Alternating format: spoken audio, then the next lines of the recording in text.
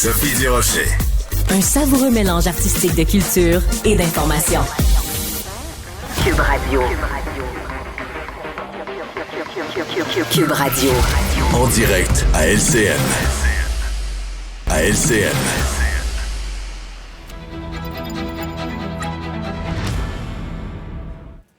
– 15h30, c'est le moment d'aller retrouver notre collègue Sophie Durocher. Bon après-midi, Sophie.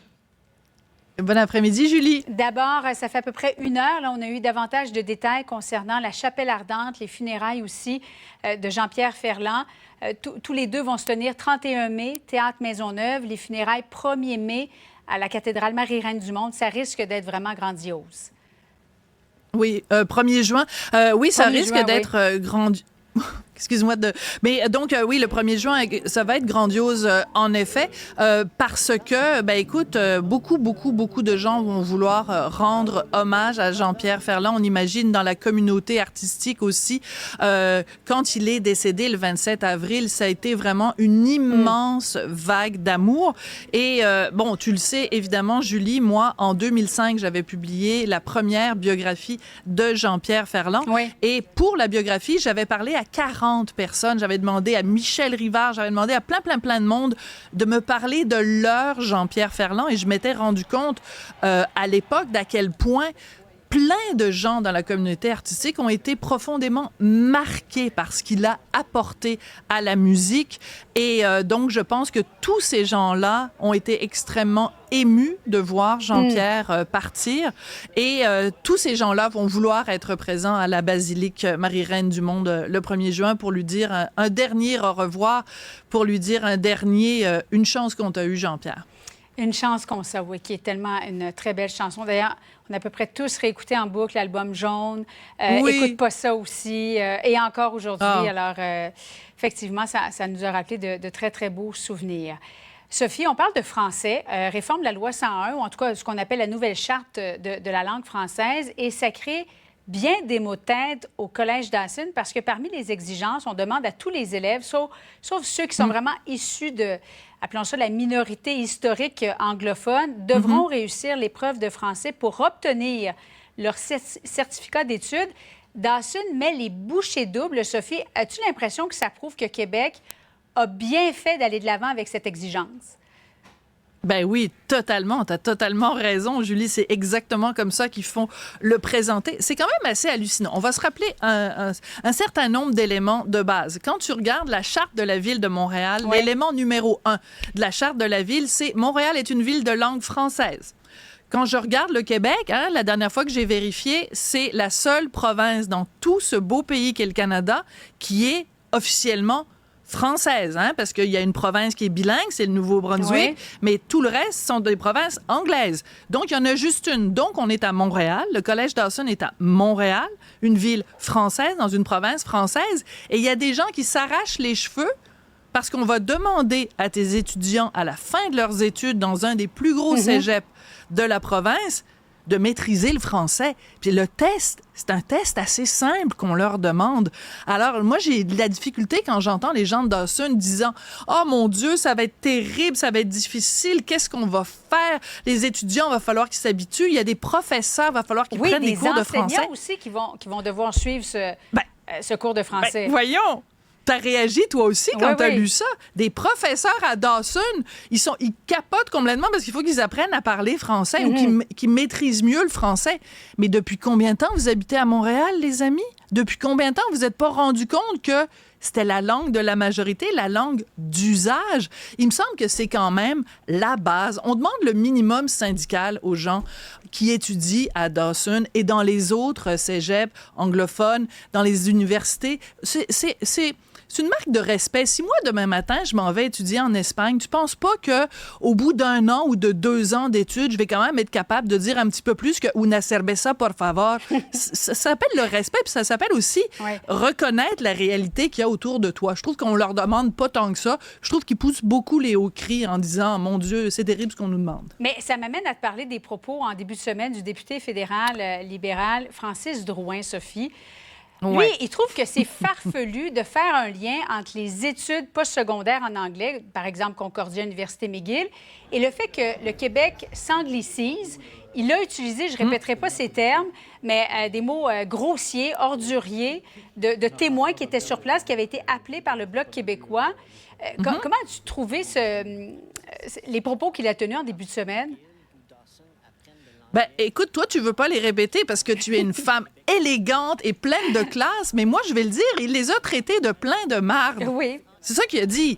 Il faut nommer les choses. Et c'est assez surprenant de la part d'un député libéral, donc de la part de M. Drouin, parce que quelques jours auparavant, rappelle-toi, tout le monde était scandalisé des propos de Pierre Poilievre qui avait traité Justin Trudeau de wacko, donc de cinglé.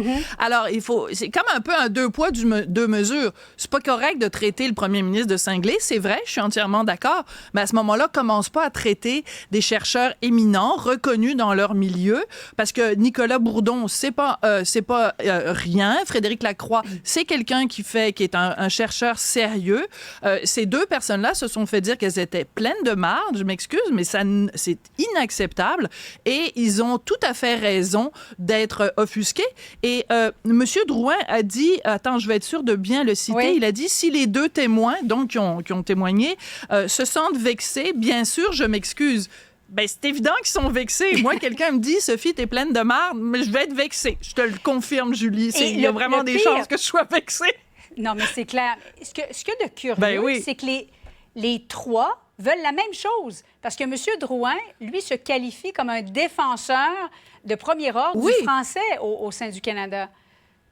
Absolument, tu as tout à fait raison. C'est un très, très bon point que tu amènes. Et moi, je pense qu'il est de bonne foi, M. Drouin.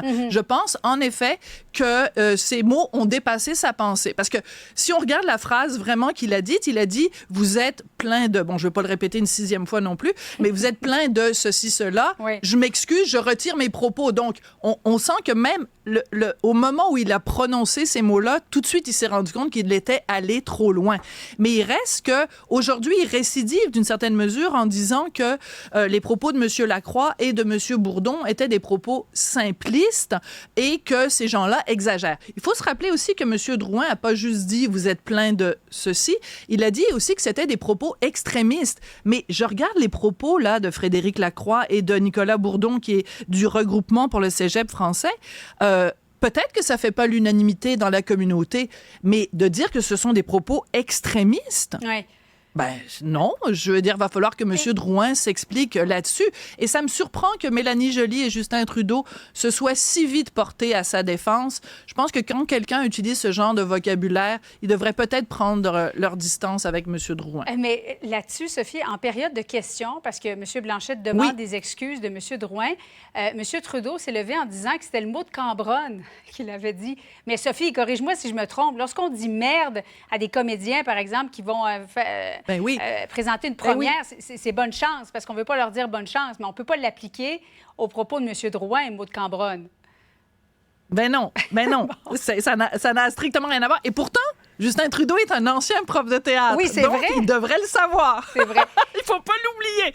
Il a peut-être assisté à quelques premières et il sait que, en effet, dans le milieu du théâtre, il y a plein de conventions. Tu portes pas de verre. Je pense qu'il y a certains types de fleurs que tu n'offres pas à quelqu'un pour une première de théâtre. Il y a toutes sortes de conventions un peu bizarres et tu ne dis pas bonne chance. Tu dis le mot de Cambronne. Mais il est un petit peu mélangé dans ses expressions françaises, M. Trudeau, je pense. Mais en terminant, Sophie, as-tu l'impression que M. Drouin a dit tout haut ce que la majorité du caucus libéral fédéral pense? Oui. Parce que, écoute, je vais même te donner un autre exemple. Tu as tout à fait raison, Julie. Je vais même te donner un autre exemple parce que le ministre fédéral des langues officielles, Randy Boissonneau, il a dit, si on regarde le nombre d'étudiants qu'on a au Québec, ça ne s'anglicise pas, la province non plus. Je pense que Randy Boissonneau est dû pour une petite visite à Montréal. Justement, il y a un nouveau festival d'humour là, qui va avoir lieu à Montréal du 18 au 28 juillet, qui fasse un petit tour ici, puis qui se promène boulevard Saint-Laurent. La semaine dernière, je suis allée m'acheter une pizza. Oui. Je mentionnerai pas le nom de la pizzeria où je suis allée. Et sur la vitrine, le nom des différentes pizzas était inscrit en français, mais tous les autres commentaires, des petites blagues, eat your veggies et tout ça, c'était tout en anglais. Alors, Randy Boissonneau, allez vous acheter de la pizza Boulevard Saint-Laurent, vous allez voir que Montréal s'anglicise à la puissance 1000. Oui, lui qui est un élu franco-albertain. Sophie, merci beaucoup. Bonne fin d'après-midi Ouais. à toi. À demain. Merci, à demain. Salut.